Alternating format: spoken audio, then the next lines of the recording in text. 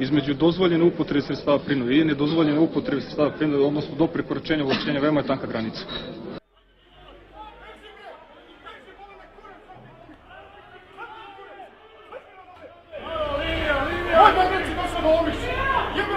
Taj što je sedeo na zemlji, da je taj pre toga tukao policiju, gađao kamenjem i da je seo na zemlju u tom momentu, svaki udarac prema njemu je prekoračenje ovlašćenja.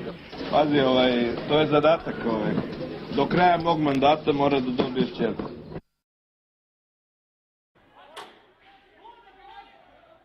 Između dozvoljene upotrebe sredstava prinude i nedozvoljene upotrebe sredstava prinude, odnosno do prekoračenja ovlašćenja, veoma je tanka granica.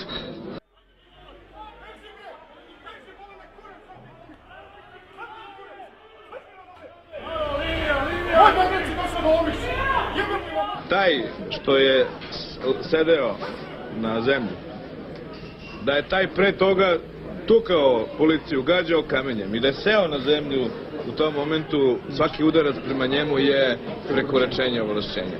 Pazi, to je zadatak. Do kraja mog mandata mora da dobiješ ćerku.